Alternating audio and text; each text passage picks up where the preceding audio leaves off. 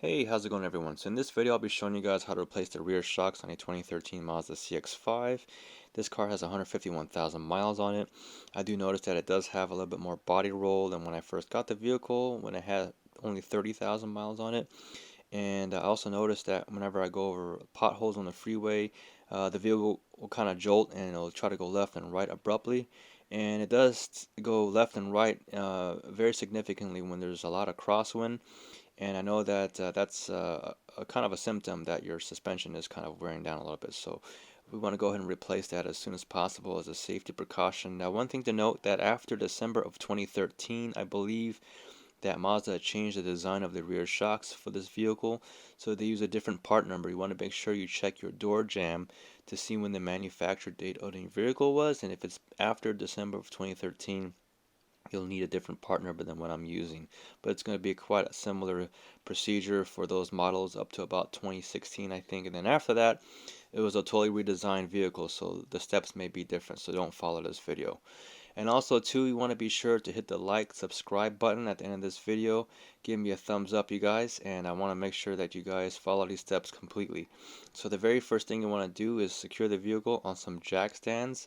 Always be sure to use safe precautions here, and start by removing this rear tire. Just go ahead and unbolt all those bolts and remove that rear tire out the way.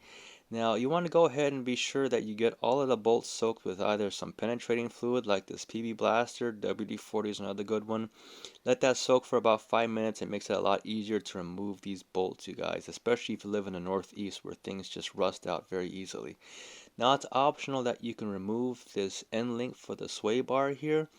I didn't in my case, but in your case, if you'd like to, it's totally up to you. It makes it a lot easier to lower the lower control arm a lot more. Otherwise, you're going to be limited if this is still hooked up to your sway bar. Now, as you can see here, you guys, the first thing you want to do is remove the 14mm nuts that's securing the upper mount here to the actual body itself. And then the next thing you want to do, guys, is you want to go ahead and remove the 17mm bolt securing the lower control arm to the rear hub. It is torqued on there quite tight, so be sure to use a long cheater bar. And it's also a good advice to use an impact gun to help move it the rest of the way once you break it loose, because it is finely threads, so it's a lot of threads to remove there. Now the next thing you want to do, guys, is you want to go ahead and remove this 19mm bolt securing the shock to the rear hub. This is torqued on here pretty tight, so you want to go ahead and use a lot of force to kind of break that loose there, you guys. Now the next thing you want to do is you want to go ahead and remove the rear shock. I didn't remove the lower bolt completely because you can see here it's easier to compress the shock to get it out the way. And if you leave the bolt still bolted onto the hub, you can go ahead and compress this all the way down, and you can just kind of swing it out the way. And then you can just take that bolt off and just, pull the shock right out of the area there. So just a little bit of advice there. Now, to remove this 12mm nut that's holding this mount onto the shock, you want to use a pair of vice grips, and there's a flat portion on the rod, as you can see right here. You use some vice grips to kind of hold that with one hand while you loosen the nut using an open end 12mm wrench with the other hand.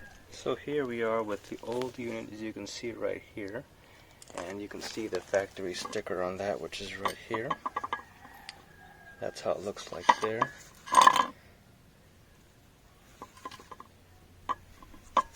And it was just barely starting to leak. As you can see, it's kind of greasy here on the top, but to be truthfully honest with you, when I did like a compression on it, it still had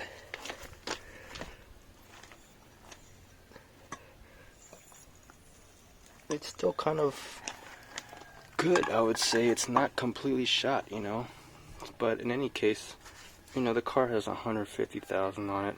These could be original from the factory as far as I know. And I already done all this work. So here's the KYB unit. It comes with a brand new nut, as you can see. I'm also going to use a little bit of Loctite on that just to make sure it won't come off while I'm driving. And here is the part number for that. Okay, and I bought these on Rock Auto. They were only like $40 a piece, you guys. So we're going to go ahead and just reinstall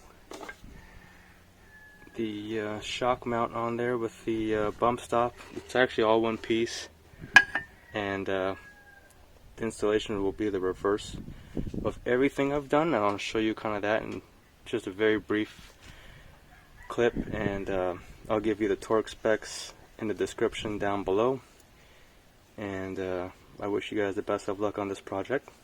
Alright, so when I'm testing this here and I'm giving it some very sharp jolts going downwards, it kind of feels kind of soft to me, like as if there's no resistance.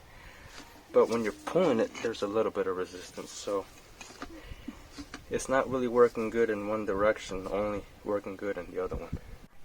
When you're tightening the lower bolt here for the shock, I have a tip for you. Just put a jack underneath the brake rotor and you can jack up the entire hub, because you won't be able to fit your torque wrench between the coil.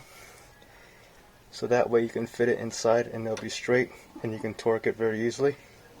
Here are the torque specs. As you can see, guys, everything is in pound-feet. You can convert that to your own units if you use newton meters around the world. I also have torque specs for the front, and that's kind of helpful to have too if you're going to do the front struts as well. And here is just a diagram showing you, and also the torque specs again to verify that I'm giving you the correct information here. And here you can see there's also some additional torque specs here for the shock itself.